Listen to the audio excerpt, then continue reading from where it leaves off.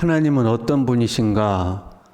보통의 사람들은 다 하나님은 사랑의 하나님이시다 고백하죠.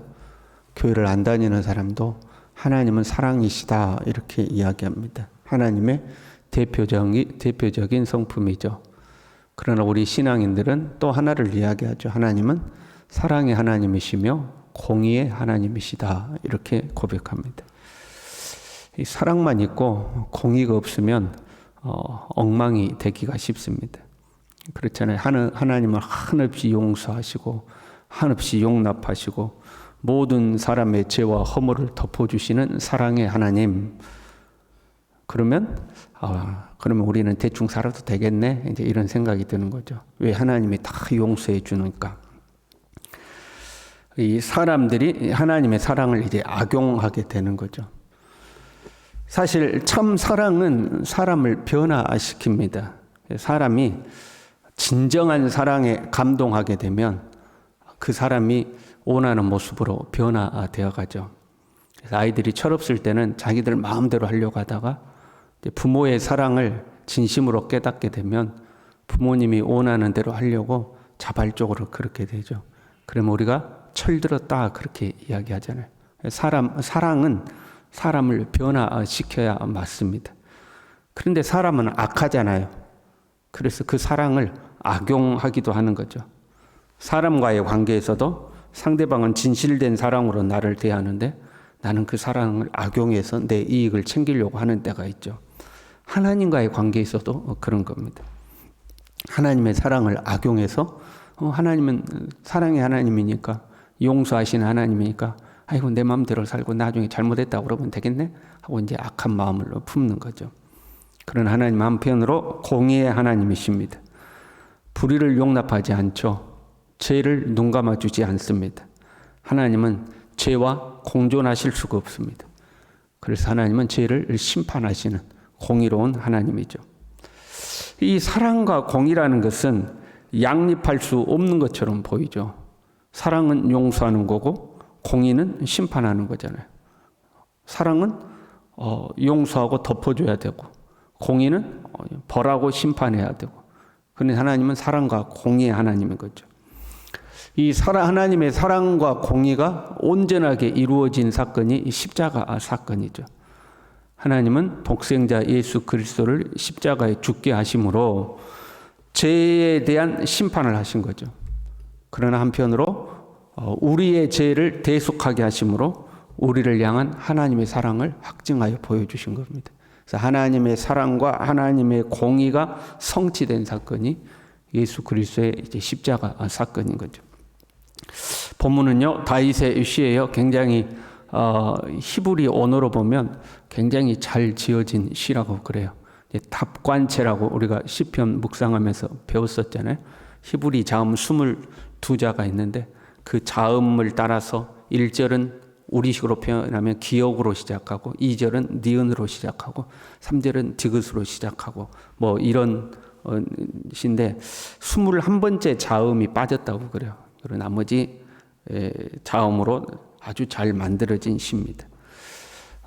사람의 소원을 하나님께 아뢰는 시가 아니라 하나님이 이미 이루어 놓으신 위대한 일들과 그 하나님의 성품을 찬양하고 감사하는 내용입니다. 그래서 전반부에 보면 하나님의 위대하심을 찬양하죠. 근데 이 전체적인 시에서 하나님의 두 가지 성품을 찬양하고 있습니다. 7절에요. 그들이 주의 크신 은혜를 기념하여 말하며 주의 의를 노래하리이다. 크신 은혜를 기념하고 주의 의를 노래한다 이렇게 되어 있죠. 17절에도요. 여호와께서는 그 모든 행위에 의로우시며 그 모든 일에 은혜로우시도다. 하나님의 대표적인 성품 의로우심과 은혜로우심을 이제 다윗이 찬양하고 있는 거죠. 근데 이 본문에서 말하는 하나님의 의는 오늘날 우리가 말하는 하나님의 공의와 조금은 다릅니다. 우리는 하나님의 공의를 이야기할 때는 죄를 심판하신 하나님 이제 그렇잖아요. 근데 당대에는 나를 대적하는 대적자들을 심판하신 하나님, 그게 이제 하나님의 의로움인 거죠. 우리는 하나님 편에 서 있고 하나님의 백성, 하나님의 나라를 공격하는 이 대적자들을 심판하신 하나님, 그 하나님이 이제 의로우신 하나님이라고 하는 거죠. 다윗에게는 평생에 원수가 많았습니다. 안팎으로 원수들이 있었죠. 틈만 나면 다윗을 넘어뜨리려고 했어요. 외부 대적자들도 공격하고 안에 있는 대적자들도 다윗을 공격했죠. 그들은 수단과 방법을 가리지 않았어요. 모든 악한 방법을 동원해서 다윗을 넘어뜨리려고 한 거죠. 그들이 이제 악인 거죠. 그럼에도 불구하고 다윗은 하나님의 말씀을 준행하려고 예를 쓴 거죠. 그래서 그 다윗의 대적들을, 악한 자들을 멸하신 하나님, 그것이 하나님의 의로움이었죠. 보세요. 이 하나님의 의로우심은 하나님의 백성에게 있어서는 은혜로 나타나는 겁니다. 그렇잖아요. 나를 대적하는 대적을 물리치셨어요. 그 하나님의 의로움이심이죠. 악을 심판하셨으니까. 그러나 내 입장에서는 하나님의 은혜죠. 나를 대적하는 자들을 하나님이 제거해 주셨으니까 얼마나 감사해요. 하나님의 은혜죠. 그래서 우리는 하나님의 공의로우심과 은혜로우심을 잘 알고 있지만 우리는 하나님을 찬양할 때에 하나님의 은혜로우심을 더 많이 찬양하게 되는 겁니다. 하나님의 의로우심이 우리에게 나타날 때는 그 또한 우리에게는 은혜거든요. 그래서 우리는 하나님의 은혜를 찬양을 많이 하게 되는 거죠. 그래서 8절에요. 여호와는 은혜로우시며 긍휼이 많으시며 노하기를 더디하시며 인자하심이 크시도다. 하나님의 은혜를 이제 찬양하는 거죠. 9절에요. 여호와께서는 모든 것을 선대하시며 그 지으신 모든 것에 긍휼을 베푸시는도다. 자기 백성을 향해서는 긍휼이 많으신 하나님, 노하기를 더디하시는 하나님, 우리를 인자, 사랑으로 대하시며 선대하시는 하나님, 우리에게는 그 하나님의 은혜가 오는 거죠. 은혜가. 하나님의 공의가 우리에게 은혜로 다가오는 거죠. 구체적으로 더 이야기해요. 14절에는요. 여호와께서는 모든 넘어지는 자들을 붙드시며 비굴한 자들을 일으키시는도다. 여기서 넘어지는 자들이란 떨어지다, 실패하다, 황폐하다 그런 말이에요. 실패한 자들이. 그냥 단순한 실패가 아니고 우리가 야 완전 나락 같다 그러잖아요. 그 나락으로 떨어질 정도로 완전 실패해서 황폐해지는 모습. 그런 자들을 말이에요. 비굴한 자들, 이렇게 된 비굴한 자들은 짓눌린 자들 그런 말이에요. 강한 자들에 의해서 짓눌리거나 아니면 실패해서 저 밑바닥에 떨어져서 짓눌리거나 그런 자. 그 넘어지고 비굴하다 저 밑바닥에 있는 사람들이 세상에서 무시당하는 사람들이죠. 그렇잖아요. 세상에는 힘도 없고 돈도 없고 저 밑바닥에 떨어져 있어서 무시당하는 사람들. 특히 당대에는 더더군다나 무시당했어요. 왜? 그런 사람들은 하나님께도 버림받았다고 생각됐거든요. 하나님이 축복하시면 부유해지는 거고 하나님이 외면하면 가난해진다 이렇게 생각하던 때니까 하나님께서도 외면한 자들이니까 저 무시해도 되는 쳐다도 안 보는 이제 그런 사람들이죠. 그런데 하나님은 이런 사람들에게도 은혜를 베푸신다 하는 거죠. 하나님은 이런 사람들에게도 은혜를 베푸시는 은혜의 하나님이다라고 이야기하는 거죠. 여러분 기억하세요? 우리가 저 밑바닥에 있는 것 같은 때에도 내가 넘어졌어요. 내가 비굴한 자가 되었어요. 저 밑바닥까지 떨어졌어요. 그럼에도 불구하고 하나님의 은혜는 우리를 떠나지 않는다. 이걸 기억해야 돼. 하나님은 절대 우리에게서 떠나지 않는 은혜의 하나님이다 하는 거죠. 그렇다고 해서 우리가 막 살아도 되겠네. 그 절대 아니에요. 하나님은 은혜의 하나님이니까 내가 어떻게 살든지 간에 내가 좀 밑바닥 생활을 해도 하나님이 다 나를 사랑해 주시니까 막 살아도 되겠다. 그거 아니죠. 그건 하나님의 사랑을 모욕하는 거죠. 하나님의 공의를 외면하는 거고요. 참 사랑은 우리를 변화시킨다고 했잖아요.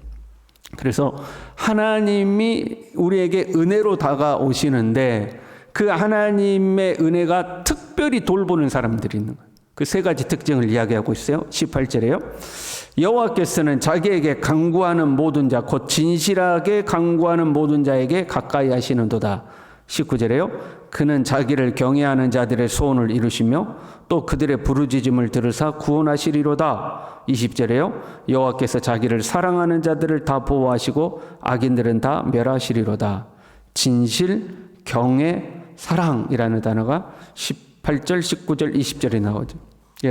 하나님이 우리를 은혜로 대하실 때에 우리가 그 하나님을 대하는 태도여야 해요. 이게 우리는 하나님을 향해서 진실해야 되고 하나님을 경외해야 되고 하나님을 사랑해야 되는 거죠. 하나님이 우리를 사랑하시니까 아싸 이제 됐다. 하나님 나를 사랑하니까 다 용서하시고 다 용납해 주시니까 일단은 내 마음대로 일단 살고 보고 나중에 아쉬울 때 하나님 앞에 죄송해요 그러면 되겠네. 그 하나님의 사랑을 악용하는 것이 아니죠. 하나님이 나를 이처럼 사랑하시고 하나님 나에게 이렇게 은혜를 베푸시는구나. 내가 넘어져서 저 밑바닥에 황폐한 자로 저 밑바닥에 떨어져서 비굴한 자처럼 되었을지라도 이런 나를 하나님은 은혜로 대하시는구나. 그 하나님의 은혜에 나는 진실하고 경외하고 사랑하는 마음으로 그 주님을 대해야 되는 거죠. 그게 우리의 태도여야 한다 하는 거죠. 하나님의 공의와 사랑은 예수 그리스도로 표현됐다고 그랬어요. 그러니까 우리는 예수 그리스도를 믿음에 있어서도 예수 그리스도를 우리의 주인으로 모심에 있어서도 진실해야 되고 경외해야 되고 더 나아가 사랑해야 되는 거죠.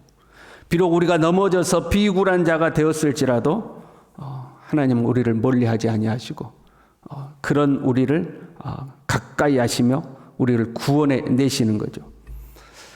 기억해야 돼요. 우리가 완벽해서 하나님이 우리를 가까이 하시는 거 아니에요? 하나님께 진실하고 하나님을 경외하며 하나님을 사랑하려는 우리의 태도를 보시고 하나님 우리를 가까이 하시는 거죠. 아니 하나님 앞에 진실하고 하나님을 경외하고 하나님을 사랑하면 우리가 완벽해야 되는 거 아닙니까? 참 사랑은 하나님의 계명을 나를 사랑하는 나의 계명을 지키리라 했으니까 주님의 계명을 완벽하게 지켜내야 주님을 진실로 사랑하는 거며 그의 주님을 진실로 경외하는 거 아닙니까? 맞습니다. 그 이론적으로는 맞아요. 그러나 거기에 우리의 연약함이 들어있죠. 이론적으로는 정말로 주님을 진실이 대하고 경외하며 사랑한다면 주의 말씀을 완벽하게 우리가 지켜야 돼요. 그러나 우리는 연약한 자들이거든요. 사랑하지만 못 지키는 때가 있어요. 베드로가 그랬잖아요. 베드로가 주님을 사랑하지만 주님을 3번 부인하죠. 예수님이 와서 다시 물어보잖아요. 야, 너 다른 사람들보다 다른 것들보다 나 사랑하니? 물어보니까 내가 주님을 사랑하는지 주님이 아십니다. 주님을 사랑하지만 안 되는 거죠. 그게 우리의 연약함이에요. 사랑하지 않아서 안 하는 게 아니라 주님을 사랑해요. 그 내 마음은 주님을 향한 마음은 진심이에요. 그 주님을 경외하는 마음도 있어요. 그러나 안 될 때가 있는 거죠. 우리가 넘어질 때가 있는 거죠. 비굴한 자가 될 때가 있는 거죠. 그러면 예수님은 베드로에게 야, 네 그것밖에 못하냐? 너 진짜 너 그럴 수가 있냐? 너 죽을지라도 나 배신하지 않는다고 했고 야, 네한테 실망이다. 그렇게 하지 않으시죠. 다시 물어보시죠. 네가 나를 사랑해? 예, 내가 주님 사랑하는 것 주님이 아십니다. 하고 베드로를 다시 세워주시는 거죠. 그게 우리의 한계, 연약함이에요. 그러나 주님은 우리의 중심을 보시는 거죠. 하나님 앞에 진실한가? 하나님을 경외하는가? 하나님을 사랑하는가? 그 태도가 우리에게 있냐 하는 거죠. 우리가 하나님을 사랑하는 것보다 우리를 사랑하시는 그 하나님의 사랑이 우리를 완성된 곳으로 이끌어 가시는 거죠. 우리는 주님을 사랑해요. 주님을 경외해요. 주님에게 진실한 마음이에요. 그럼에도 불구하고 비틀거려요. 그럼에도 불구하고 넘어질 때도 있어요. 그런데 사랑의 하나님이 그런 우리를 포기하지 않으시고 우리를 붙들어 한 걸음 한 걸음 더 이렇게 가시는 거죠. 넘어졌어도 다시 이렇게 세워주고 비굴한 자리에 있을지라도 다시 우리를 붙들어 주셔서 그 하나님의 사랑이 우리를 하나씩 하나씩 이끌어서 주님 앞에 완전한 모습으로 설 수 있도록 우리를 이끌어 가시는 거죠. 우리의 소망이 그 하나님의 사랑에 있는 겁니다. 우리를 사랑하시는 하나님, 우리를 은혜로 대하시는 하나님. 오늘도 이 하나님을 우리도 진실하고 경외하며 사랑으로 대하고 그 주님의 위대하심을 찬양하는 복된 하루가 될 수 있기를 바랍니다. 기도하겠습니다. 하나님 아버지, 주님의 위대하심을 찬양합니다. 그 주님의 놀라우심을 찬양합니다. 무엇보다도 하나님의 의로우심과 하나님의 은혜로우심을 찬양합니다. 주님이 우리를 은혜로 대하실 때에 우리가 그 하나님의 이 은혜를 이용해 먹지 아니하고 우리도 하나님 앞에 진실하며 주님을 경외하며 주님을 사랑하는 하나님의 사람으로 살아갈 수 있도록 우리 모두를 붙들어 주시옵소서. 예수님의 이름으로 기도 올리옵나이다. 아멘.